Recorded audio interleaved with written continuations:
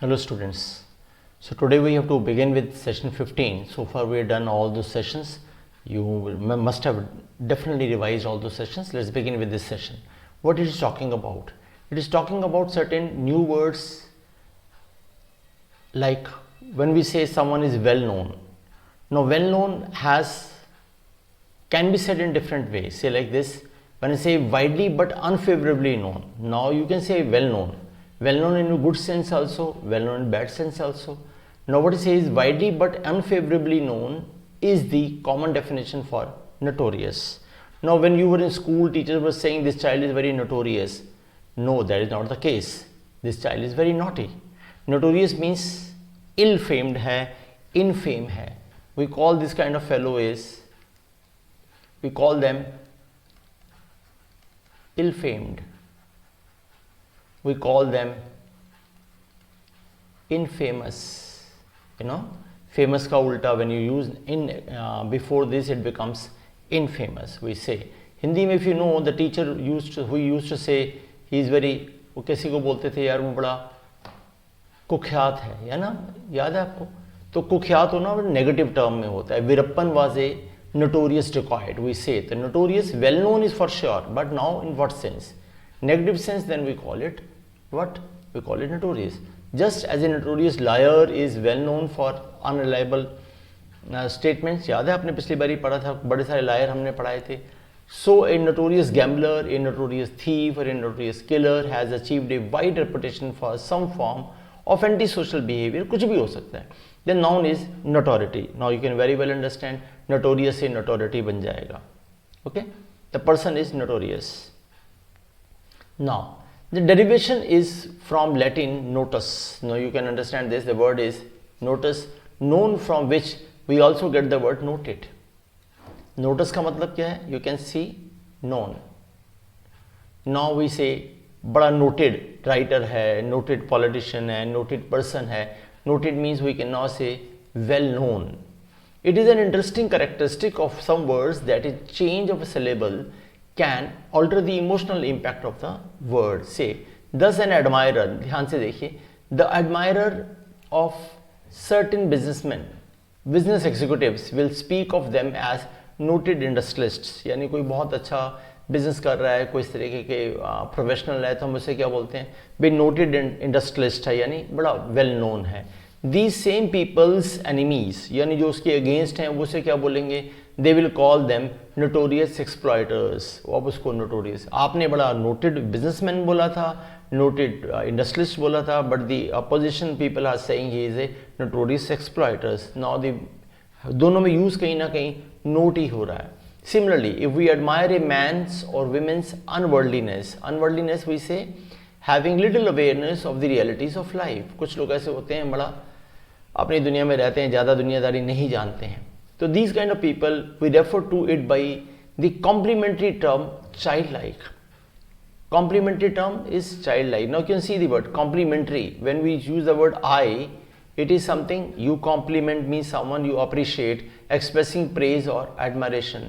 तो कुछ लोग होते हैं जो बड़े भोले वाले होते हैं, तो we call them childlike. But if we are annoyed by the trait, we describe it derogatively, यानी insultingly, as childish. तो childlike is innocent and childish is silly. एक तो बड़ा बच्चे जैसा होता है और एक बड़ा बचकाना होता है. तो at the age of 15-20, if you are doing something silly, तो your parents will say, yeah, this is childish. Your teacher will say this is childish. But she is a childlike character, childlike behavior, बड़ा ही innocent, बड़ा ही ऐसा वाला. तो यानी when you say childlike, तो it is innocent, but when you say childish, that is silly हो जाएगा, बचकाना हो जाएगा. Nobody is trying to tell us कि यार उसी वर्ड को हम दो तरीके से यूज़ करते हैं, हम उसके साथ कौन सा वर्ड लगाते हैं और कैसे कन्वर्ट करते हैं. तो जैसे उसने नोटेड से नोटेड इंडस्ट्रियलिस्ट बनाया और नोटोरियस एक्सप्लॉयटर्स बनाया, सिमिलरली चाइल्डलाइक और चाइल्डिश भी बनाया. Now you can C, we say plenty of room at the top. What does it mean? The top of a mountain is called, as you know, is summit. जिसको हमने apex भी बोला, जिसको हमने Acme भी बोला, जिसको हमने पैरामाउंट भी बोला, बहुत सारे वर्ड हम यूज करते हैं, but summit is the word. A word derive from the word summus, that means highest, which also gives us the mathematical term sum. as in addition. Obviously, if you add 7 digits, what comes out to be? Definitely the maximum. तो highest हो गया ना वो. A consummate artist. Now we say consummate artist. Now when we say consummate artist, तो we call it consummate. यहाँ पर क्या हुआ? Adjective हुआ. तो pronunciation में आगे he is going to tell us कि इसको consummate ना पढ़ के consummate पढ़ते हैं. But anyway, pronunciation is consummate. Here in the case of adjective, a consummate artist has reached the very highest point of perfection, because summas है ना, con or sum, you can very well see what it's saying is. And to consummate a marriage is a business deal or a contract, is etymologically to bring it to the highest point, that is to put the final touches to it, bring it to completion. Okay, तो यानी किसी business deal को consummate कर सकते हो, किसी contract को consummate कर सकते हो, किसी मैरिज का कंप्लीशन हो जाए तो उसको कंज्यूमेट कर सकते हो. Means consummate is word is use to what? To indicate the completion. That is word say. अगर आप वर्ड देखोगे तो कॉन और सम आता है, कॉन और सम आता है. तो सम का मतलब आपने देख लिया, समस एट द टॉप है, कॉन इज विद होता है, कंज्यूमेट करना होता है. Okay, note how differently consummate and adjective can be pronounced compared with the word consummate. तो आई टोल्ड यू एडजेक्टिव होगा तो कंज्यूमेट पढ़ेंगे, और अगर वो वर्ब होगा तो कंज्यूमेट बोलेंगे. That is the only difference. Okay, spelling remains the same. Noun are formed with adjectives. Noun are formed from adjectives by addition of the noun suffix ness. मान लीजिए किसी नाउन के साथ आप नेस लगाते हो तो वजह स्वीट एक नाउन है, ठीक है, सॉरी एडजेक्टिव है कि sweet what you call nature हो सकती है. तो वहां से अगर आपने नाउन बनाना है इस एडजेक्टिव से तो क्या बनाएंगे? स्वीटनेस हो जाएगा. सिंपल बिहेवियर तो सिंपलनेस हो जाएगा. सामने एनवियस नेचर तो एनवियसनेस हो जाएगा. What is saying? Nouns are formed from adjectives by just adding what? Ness. This is very important. आप कई बार ग्रामर बुक्स उठाते हो, उसमें दिया होता है कि इसमें ये लगाने पर ये बनेगा. We do not bother these pages, हम कभी पढ़ते नहीं हैं. अगर आप पढ़ लोगे you will be enlightened, that will add on to your knowledge. Spend some time, 2 or 3 or 5 hours whatever, you will come to know. अच्छा ये इसका एडजेक्टिव बनाऊँ तो क्या होगा, इसका नॉन बनाऊंगा तो क्या होगा, इसका वर्ब बनाऊंगा तो क्या होगा. And that will get you the knowledge, in depth knowledge of the subject. Kindly spend time when you come across such pages, okay, in a book. Many adjectives, however, have alternate noun forms, and the adjective consummate is one of them. कईयों के अलग से noun form भी बन जाते हैं. जैसे to make a noun out of consummate, add either ness or ac. तो हम क्या कहते हैं, या तो consummate ness बना दो, एक noun बन जाएगा, या consumacy भी बन जाएगा. तो ऐसे कई ऐसे और भी होते हैं एडजेक्टिव जिसका आप 2 तरीके से नाउन बना सकते हैं. पॉसिबल है, उसने हमें कंज्यूमेट के लिए बताया है. Verbs ending in 8, verbs ending in 8 invariably, invariably मतलब in every case, almost every time, tack on to noun suffix ion. जो वर्ड जो 8 वाले होते हैं उनका आयन लगाने पर वो से ये वर्ड बन जाता है, नाउन फॉर्म बन जाता है. क्रिएशन, इवेल्युएट का इवेल्युएशन, यानी वो ये बताना चाह रहा है जो भी वर्ड 8 वाले होंगे उसके साथ अगर आप आयोन लगाओगे तो फिर एक नया नाउन बनेगा. जो मैंने आपसे कहा, don't flip the pages, spend time there. Okay, you will learn that. And then can you write the noun form of the verb consummate. तो अब कंज्यूमेट का नाउन क्या बनाए, ठीक है. अब ऐसे 8 वाला था, हमने आयोन डालना था, तो यानी फिर क्या बनेगा? We can say consummation. और फिर कंज्यूमेटर भी हो सकता है. भाई पर्सन क्या होगा? कंज्यूमेटर होगा, और जो एक्ट हो क्या होगा? कंज्यूमेशन होगा. तो दैट वे से ION बन जाएगा. Getting my point? अभी ये मत कहना कि ये ION वाला बताया था. अब ऐसे बन जाता है, प्लेयर का प्लेयर, प्ले का प्लेयर हो जाता है, तो कंज्यूमेट का कंज्यूमेशन हो गया और कंज्यूमेटर हो गया. Hope you understand that. चलिए, no help, what does it mean? Call people incorrigible. We have already understood. Incorrigible जैसे अब सुधार नहीं सकते, करेक्ट नहीं कर सकते. Call people incorrigible if they do anything to excess, and if all efforts to correct or reform them are to no avail. जिसका कोई आपको फायदा नहीं होता. To no avail मतलब futile हो जाते हैं, not yielding any results हो जाते हैं. Thus, one can be incorrigible idealist. यानी अब इतने आइडियल हैं, आपको कितना भी नुकसान हो जाए आप लाइन से नहीं हटते. हम कहते हैं यार थोड़ा सोशल भी होना चाहिए, प्रैक्टिकल भी होना चाहिए, but no, you are not pragmatic. You just go follow your book.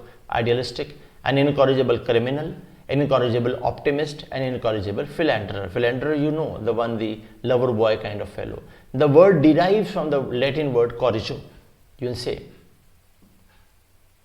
to correct. आगे आपने लगा दिया in, तो फिर वो correct नहीं हुआ. और set right plus the negative prefix in, we are saying. Okay, this prefix, depending on the root it precedes, may be negative, may intensify the root as in the invaluable. कई बार देखो, बार बार मैं कहता हूँ, कई बार ऐसा होता है कि इन लगाने से नेगेटिव होता है, मैं तो हमेशा ही बोला है, लेकिन वो क्या कह रहा है, कभी कभी वो उसको इंटेंसीफाई भी कर देता है और वो फिर उसका इनवैल्यूएबल मतलब बहुत ही ज़्यादा इंपॉर्टेंट हो जाता है, एक्सट्रीमली यूजफुल, इंडिस्पेंसेबल होता है. इंडिस्पेंसेबल मतलब you can not do without, उसके बिना आपका काम नहीं चलता, वो इनवैल्यूएबल हो जाता है. See your guidance is invaluable to me, this book is very invaluable to me, kind of thing. But you worked very hard, the whole of the night you spent your what do you call slogged your hours, and then you burned the midnight oil, but it turned out to be of no avail, means produced nothing, कोई फायदा नहीं हुआ, ऐसा भी बोल देते हैं. तो corrigio वर्ड से आया है, उसके आगे इन लगा दिया तो incorrigio हो गया, तो incorrigible हो गया. But we have to keep in mind, कई बार इन लगाकर वो उसको इंटेंसीफाई भी कर देते हैं, तो फिर वैसे बताया कि इनवैल्यूएबल भी हो जाता है. ओके, नॉर्मली इन नेगेटिव होता है, ये अब दिमाग में रखिए. One odd word here and there, will have to accept it. And now the noun is incorrigibility and alternatively incorrigibleness भी हो सकता है. अब नेचुरली जैसे पीछे पढ़ा नहीं था, नेस लगाने पर भी नाउन बन जाएगा और फिर आई लगाने पर भी नाउन बन जाएगा. That's what the case is. Okay, veteran. Veteran कौन होते हैं? हिंदी में बोलते हैं दिग्गज होता है. दिग्गज मतलब जिसको अपनी फील्ड की बहुत नॉलेज होती है. Sachin Tendulkar, Amitabh Bachchan, these people are known as veteran. You know, see in inveterate gambler, we have worked about this, we have heard about this when we're talking about liars. Inveterate gamblers have grown old in habit etymologically. अभी बात कर लेंगे. Grown old in habit etymologically speaking, inveterate drinkers have been imbibing for so long that they too have formed old well established habits. Imbibe करना होता है absorb करना. आप किसी हैबिट को भी इम्बाइब करते हैं, नॉलेज को भी इम्बाइब करते हैं. When you go to a lecture, the guru is basically sermonizing and then you imbibe every word. We say imbibe, but imbibe is basically used for the alcohol. So you imbibe. Now I say inveterate gambler, okay, have grown old in the habit. Etymologically speaking, inveterate drinkers have been imbibing for so long that they have formed old well established habit. Inveterate is well established से है. And inveterate liars have been lying for so long and their habits are by now so deep rooted that one can scarcely remember when they ever told the truth. यानी आपको पता है यार ये तो झूठ ही बोलेगा, तो वो scarcely मतलब hardly any time, मतलब आप कभी रियलाइज ही नहीं कर सकते इसने सच बोला होगा, तो वो आपको इनवेटरेट हो जाता है. ओके, तो इनवेटरेट में हमने वर्ड निकाला है वेटरन. नाउ ही सेज के ऊपर हमने एक स्टार लगा रखा है grown old. Latin senex, source of senile and senescent, also you will recall means old. हमने पहले इसके बारे में पढ़ा है. जब ये वर्ड सेनाइल आया तो हमने कहा कि बुजुर्गी में, जो बुढ़ापे में आदमी, मतलब यू कैन से वो इलनेस होती है लेकिन ऐसी कोई बीमारी नहीं होती. सेनाइल और सेनेसेंट नीचे लिखा भी है. सेनाइल हैविंग द वीकनेस और disease of old age, and senescent is deterioration with age हो जाता है. Now Latin senex, source of senile and senescent, also you will recall means old. In inveterate, in means in. It is not the negative prefix found in incorrigible. वो clearly बताता है. अब देखो, अब आप एक बोलोगे एक नई चीज आ गई. अब ऐसे ही है जैसे हमने बोला था innate habit होती है, याद है आपको? नेट मतलब बर्थ होता है, तो innate मतलब बाई बर्थ है. अब यहां पर इन नेगेटिव नहीं है, यहां पर इन इंटेंसीफाई करने वाला भी नहीं है, बस इनका मतलब यहां पर इन है. Okay, that is the complexity of English. You know, you can not से कि जी ये आपके मैथमेटिक्स की तरह चल रहा है, x प्लस वाई का स्क्वायर लगा दिया और x square plus Y square plus 2xy निकाल. नो, या 2xy नहीं, या 2xz भी हो सकता है, ये कुछ भी हो सकता है, कुछ भी हो सकता है. मतलब कभी कभी लाइन से हट जाता है, because English is mix of many languages. तो you have to consider, you have to take it in stride कि यहाँ कहीं ना कहीं इसके अंदर फ्लेक्सिबिलिटी है. You have to live with it. Kindly don't try to make English, learn English. अब लॉजिक से बहुत ज़्यादा चलने की कोशिश करोगे, वो आपकी भोजपुरी और हिंदी भी नहीं चलती. Let me tell you. So we have to just imbibe and imbibe. Let's not fight with English. Let's learn it. Okay, it is somebody else's language, my dear. The noun is inveteracy होगा और inveterateness हो जाएगा. Now you know it well. A veteran, as of the armed forces, grew older serving the country. Otherwise, a veteran is an old hand at the game. मैंने लिखा भी, अगर आप देखोगे वेटरन का मतलब है who has long experience in a particular field. मैंने कहा सचिन का नाम लिया था. An ex member of the armed forces, boss जिसने आर्मी में काम किया है वो 5-7 year 10 year 15 years he has worked die hard, he has worked very much. You know, you can only think of it the how much this army people are working hard. Very tough job they are doing. That's why we salute them every time whenever the word of the army comes. वहाँ पर goosebumps हो जाते हैं because they are really working very hard. अब जो आदमी 10-12 साल 5 साल 7 साल काम करके आता है उसके पास बहुत एक्सपोजर होता है हर तरीके का, तो वो उसको हम क्या मानेंगे, वेटरन हो जाएगा. तो a veteran as an armed forces grew older serving the country. Otherwise a veteran is an old hand at the game. Sachin worked for 20 years in the field. यार सुबह शाम दिन रात फैमिली से अलग धूप में काम करते रहे, क्या बहुत एक्सपीरियंस हो जाता है. And therefore skilful. मैंने कहा अमिताभ का नाम लिया, जिंदगी बिता दी एक्टिंग करते करते. एक्टिंग इज नॉट घर पे बैठे एक्टिंग होती है, एक्टिंग के लिए भी तो सुबह रात आपको काम करना पड़ता है. You very well understand. यानी इनको बहुत एक्सपोजर होता है, बहुत स्किल हो जाती है. यानी किसी को वेटरन कहने का मतलब स्किल्ड से मान सकते हैं, बहुत पुराने वाला. The word is both a noun as an adjective. A veteran at swimming, tennis, police work, business, negotiations, diplomacy, as a veteran actor, teacher, diplomat, political reformer. So it can be used either way. उसको veteran बोलेंगे या veteran diplomat बोलेंगे, veteran teacher बोलेंगे. तो ऐसे adjective भी use हो जाएगा, ऐसे noun भी यूज हो जाएगा. And old hand at का मतलब होता है expert हो जाता है, prudent होता है, skilled होता है. We talked about this earlier as well. And by birth, now birth. Greek Genesis, बहुत लोगों ने ये वर्ड सुना है Genesis. ठीक है, जेनेसिस बर्थ और origin, a root we discovered in discussing psychogenic. We have talked about this earlier में साइकोजेनिक बात कर रहे थे. Is the source of great many English words. Great many, many many, so many, ठीक है, very many, all means innumerable. We say like that. Genetics is the science that deals with the transmission of hereditary characteristics from parents to offspring. Offspring मतलब a person child और children अपने बच्चे होते हैं उसके, और ऑफस्प्रिंग इकट्ठा लिखा जाता है, गैप नहीं होता, और ऑफस्प्रिंग का प्लूरल नहीं होता, ऑफस्प्रिंग्स नहीं होता. Okay, can you note. Genetics is the science that deals with the transmission of hereditary characteristics from parents to offspring. The scientist specialising in the field of genetics. The adjective is genetic. The practice carried on the chromosome of the germ cell containing a hereditary characteristic is known as gene. तो gene अलग है और genetic अलग है, वो adjective हो गया, genetic study हो गई, और ये जीन हो गया. जीन तो साइंटिफिक लैंग्वेज आपकी डेफिनेशन दे रहा है. The practice carried on the chromosome of the germ cell containing a hereditary characteristic is known as gene. होते हैं, कितने जीन होते हैं हमारी बॉडी में, उसी से हमारे कैरेक्टरिस्टिक डेवलप होते हैं. That's what is he talking about. Then genealogy. Genealogy is the study of family trees. Genealogy जैसे फैमिली ट्री आप पढ़ते हैं रीजनिंग में, वैसा वाला फैमिली ट्री, दादा परदादा उसके भी दादा. तो यानी अब हमारे पास एक फैमिली ट्री होता है. हमारे कितने लोगों के पास फैमिली ट्री बना हुआ है? Hardly any. I think we do not know. हमारे एंसेस्टर्स बहुत कम लोगों ने बना रखा होगा, but it is something very important for us. Genealogy is the study of family trees और ancestral origins. The practitioner is a genealogist. Ancestral तो आप जानते हो ना, जो हमारे पूर्वजों का होता है, यानी जो वहाँ से आया हुआ हो. तो फ्रॉम वन इज डिसेंडेड. तो मेरे एंसेस्ट्रल कौन हुए? अगर मैं मराठा हूँ तो शिवाजी मेरे एंसेस्टर हुए. दैट्स वी से एंसेस्ट्रल. मेरे फादर फोर के भी आगे, तो दिस इज एंसेस्ट्रल. ओके, तो उसको हम कहते हैं ये जेनोलॉजी होती है, और वो उसको अगर हम बोलेंगे जो प्रैक्टिस करेगा वो जेनोलॉजिस्ट होगा. अब इसका एडजेक्टिव बनाना हो तो क्या बनाएंगे? देन वी से जेनोलॉजिकल हो जाएगा. Obviously you have been doing it earlier.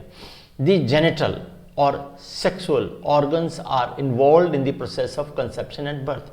Genital organs की बात होती है जब हम बात करते हैं, तो तो जेनिटल होता है। अब ये भी तो कहीं ना कहीं जीन को इंडिकेट कर रहा है, वही वर्ड जिसकी हमने बात की थी, genesis. The genesis of anything, a plan, idea, thought, career etcetera is it's beginning, birth और origin.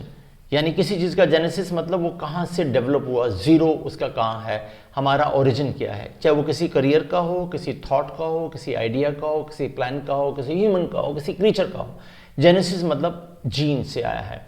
And genesis the first book of the old testament, very important word, genesis the first book of the old testament describe the creation of birth of the universe that we need to understand। भाई western culture की है तो अपनी old testament की बात करता है, उसकी बुक जो है जेनेसिस है, जैसे आपकी गीता या महाभारत या Veda and whatever it is. So they say उनकी जो बेसिक जेनेसिस जो इस बर्थ के, इस यूनिवर्स के बर्थ की बात करेगा, वो बुक भी जेनेसिस है। Congenital is constructed by combining the word con, now you can see, with, we very well know, and genesis is known as birth होता है। Okay, congenital will talk about this, what is congenital. अभी मैंने किसी को 12th में एक chapter पढ़ाया था, A1 ट्राइजो लेवल, तो उसमें बोल रहे थे कि वो कॉन्जेनिटल क्लेप्टोमैनियक है, यानी बाई बर्थ है। ऐसे कॉन्जेनिटल लायर भी हमने पढ़ा था लास्ट ईयर, अभी लास्ट क्लास सेशन में, you can very well understand. So A congenital defect, now let's understand congenital defect, deformity etcetera occurs during the 9 month birth process. Congenital जो deformity होती है वो इंसेप्शन से लेके डिलीवरी के time तक 9 मंथ में कभी भी हो सकती है। बर्थ प्रोसेस और period of gestation to become technical. Hereditary characteristics on the other hand are acquired at the moment of conception. भाई कोई जीन किसी गलत जीन के साथ कंबाइन कर गया और कोई और चीज निकल आई, वो तो हेरिडिटरी होती है, ठीक है, लेकिन कॉन्जेनिटल ड्यूरिंग द बर्थ होता है। Now he says thus eye color, nose, shape, hair texture and other such qualities are hereditary। ये जीन के इंसेप्शन के टाइम पर बात होती है। They are determined by the genes in the germ cells of the mother and father। But a thalidomide baby वो होते हैं अगर मदर ने during the process of delivery 9 months अगर उसने कोई ऐसी मेडिसिन ले ली जिससे बच्चे पर इम्पैक्ट हो गया, तो फिर वो डिफॉर्म पैदा हो सकता है, कुछ परेशानी हो सकती है। That's we say, but a thalidomide baby resulted from the use of the drug by the pregnant woman, so the deformities were congenital we say। ऐसी जो डिफॉर्मिटीज होती हैं वो congenital हो जाती हैं। थैलिडोमाइड लिखा भी है, a drug formerly used as a sedative but found to cause fatal formations। Okay, give me a minute।